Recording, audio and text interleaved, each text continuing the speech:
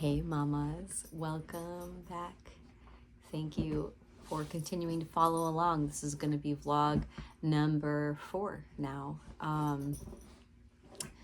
We are also joined by Nico, who's acting crazy, and Lars. Here.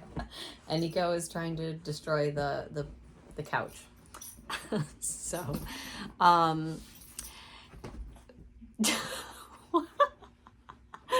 sorry, this is how it's going to be with these dogs, with Nico specifically.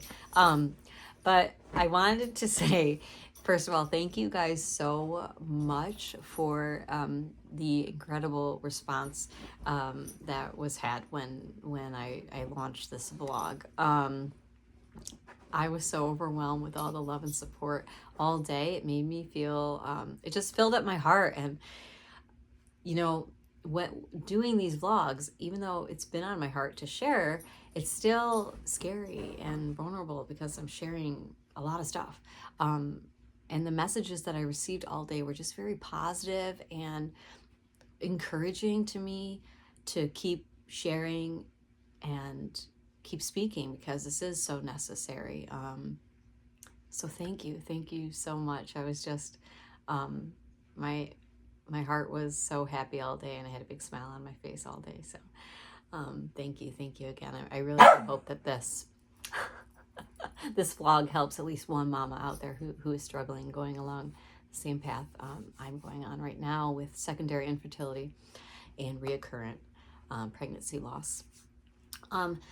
So for this vlog, I'm probably going to do it in 2 parts. I wanted to talk about the 2-year break that I took and what I did during the 2-year break, because even though I took a huge step back from seeing my doctors regularly, I didn't stop with supplements that I was taking care of my mental, emotional health.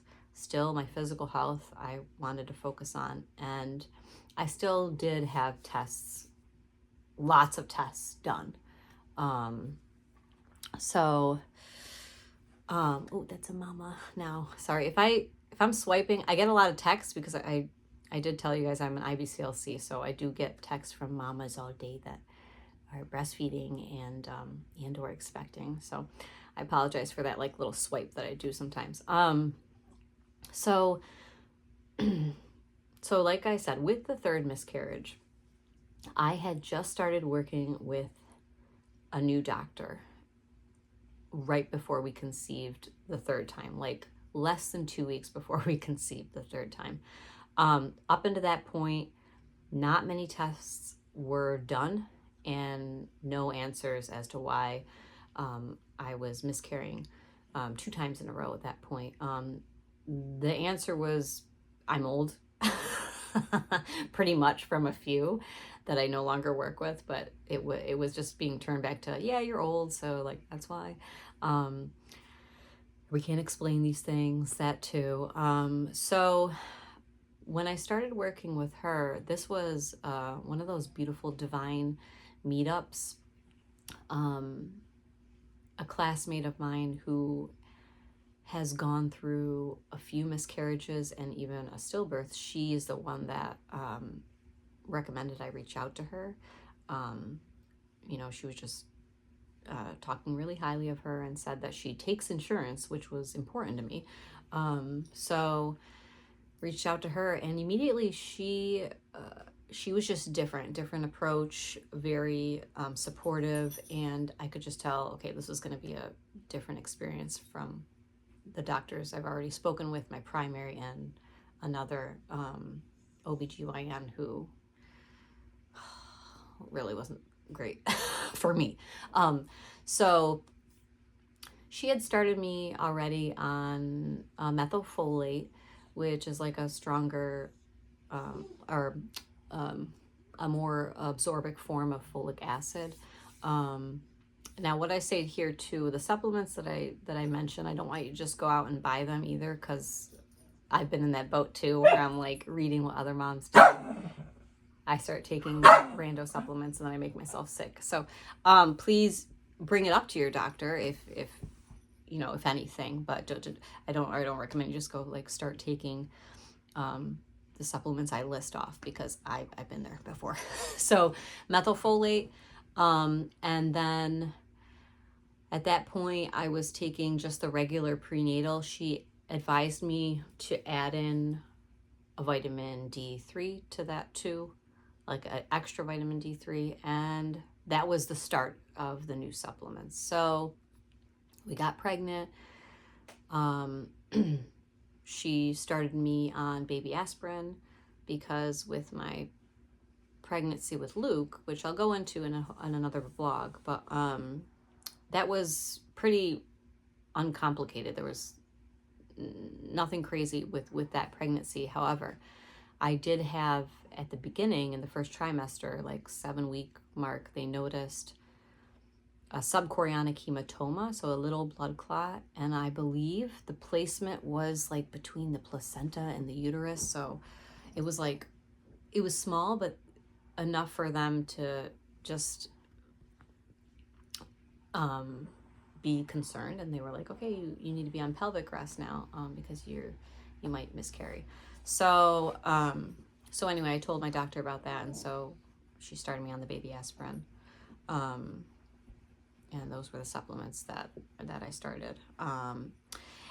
And the third, like I was saying, the third pregnancy for Matt and I, but my fourth pregnancy, that baby stuck around longer, and I wonder if it's because, I had started some new things that were supporting my body a little bit better. And then also at the 5-week mark, she started me on progesterone, because my progesterone had dropped to a 19. For her patients, she likes to see it in the upper 20s. So she's very proactive, this new doctor. I'm very happy with her. So when I took this mental break, I still continued the prenatal, the vitamin D3, the methylfolate. And then in the fall is when I reached back out in October of 2023. I'm going to try to get the timeline right for you guys, but October time is when I felt ready, not to try again, but to reach out and just get some more blood work done to try and find answers. Now at that time, I believe I had started, or maybe not yet, maybe I hadn't started listening to Dr. Jane. I'm going to talk a lot about Dr. Jane and her podcast. She is a functional fertility doctor. She's amazing, and she offers this amazing podcast that gives free information, free advice for those who are struggling with infertility and having all of these challenges. So if you're not listening to Dr. Jane yet, I highly recommend her. And I think I had just kind of started listening to her and just kind of just becoming more knowledgeable about my body and its health and all that. So October 2023, my doctor did a lot more blood work on certain days of my cycle. Of course, she did like the main ones, progesterone, estradiol, on cycles day 3, 5, 7, and 9. I think even cycle day 11 too. Checking for the peaks and the valleys of those hormones. And then she also was checking for other things, the blood clotting disorders, autoimmune diseases, a full thyroid panel, so not just the TSH, but T3, T4, reverse T4, I think, full thyroid panel. And then she did a glucose and insulin test as well, and that's where the first big red flags came up. So the glucose test and the insulin, I was there for like 3 hours, so I drank that nasty drink. They did the fasting glucose and insulin, and then I drank that nasty drink that you drink when you're pregnant to check for gestational diabetes. And they pulled the blood at 1 hour mark, 1.5, 2, I think 2.5, 2. I don't know. It was a lot that they tested. And so the blood work came back that I had slight insulin resistance. So now in hindsight, I can look back and go, oh my God, that's like a huge red flag that my immune system is just not functioning properly. Huge. And mind you, I had other symptoms after the first miscarriage. I started having the long COVID symptoms, like the brain fog, which is a huge sign of inflammation in the body. My main provider was just like, just drink more water or you're getting old. Like that, again, that was like, that was like the reasoning, my age and not drinking enough water. But that's definitely, brain fog is a huge sign of inflammation in the body. And for me, that was from the COVID that we had.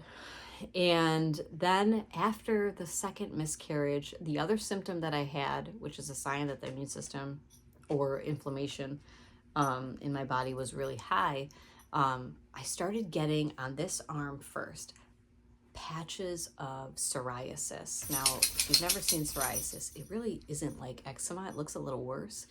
Overall, my skin is pretty clear my whole life. Not my acne, but which that's another hormonal imbalance going on still. But I would have big patches right here of psoriasis, and I was like, I brought it up to. I remember bringing it up to one of the OBs that I was working with, and she was like, "Oh yeah, that does look like psoriasis. Like, go get a steroid cream. You'll be fine." Go put a Band-Aid on it. Let's not research anymore what's going on. And for me, my body was just screaming out. Like, I see it now. It was like, help, I'm not well. Like, please, please. So now, you know, if you're in this boat where, because I get it, after you have the miscarriage, it's almost like you lose trust in your body and you feel like it's your fault, it's your body's fault. But now, 2 years later, I'm able to look back and go, oh my God, I'm so sorry that I wasn't paying attention to you. I wasn't caring for you. I kind of neglected you, and I'm sorry. And I'm going to give you lots of grace, and I'm going to heal you. So lots of what I've continued to be doing for myself is just lots of positive body talk for myself. Because really it wasn't, my body has been pregnant before. It can do it again. It was just really sick and needed to go through these tests so that we can see exactly what's going on and then we can address it. So slight insulin resistance, that was the big red flag. And I started, because it was slight, you know, she didn't put me on like something like metformin. She started me on a supplement called myo-inositol. I think other people say it different ways. Like some people might say it like myo-inositol, or, but I will say myo-inositol. So it's a natural hormone, female hormone balancer. But it also helps if you have insulin resistance, slight insulin resistance like me. So I started that, and I'm happy to say that because I've had so much blood work done and then the repeat blood work done last month, that supplement has helped regulate insulin and glucose and all that. So I have checked my glucose too occasionally. Maybe I should do it more, but my fasting glucose in the morning and then 2 hours after I eat, you can go anywhere like Walmart and get those glucose monitors yourself if you're curious. My husband's a type 1 diabetic, if you guys didn't know yet, but so I'm very familiar with checking the glucose and insulin and all that. And yeah, so those supplements have helped greatly in that department. So that was October 2023, all that blood work done. And then I had, I'm trying to think, it was maybe March of 2024, I started having more blood work done and more ultrasounds. done to check the structure and everything going on down there. So I think I'm going to do that in part 2. But my biggest thing for these parts right now is I want you to definitely check out Dr. Jane, because she shares so much that you can bring the information to your doctors that you're working with now and just kind of ask them, like, hey, should we be testing, I'm listening to this doctor, should we be testing more in the blood, more in my gut health, more in even stool analysis? Dr. Jane will chat about. Yeah, I'm encouraging you to just, if your providers are not digging deep enough now, maybe bring it up to them and see if they would do that. And then if they're combative with you, like very just argumentative, and they don't feel like a good support, maybe it's time for you to move on to a different provider, because really your provider should feel like your biggest support, your biggest advocate, and on your team and in your corner. And that's what I feel with my current doctor right now. Yeah, it can't be any other way. Yeah, so that's part 1 for this healing in the waiting. And part 2, I will talk more about the other tests that I've had done and what supplements and things I'm doing now. All right, mamas, bye for now.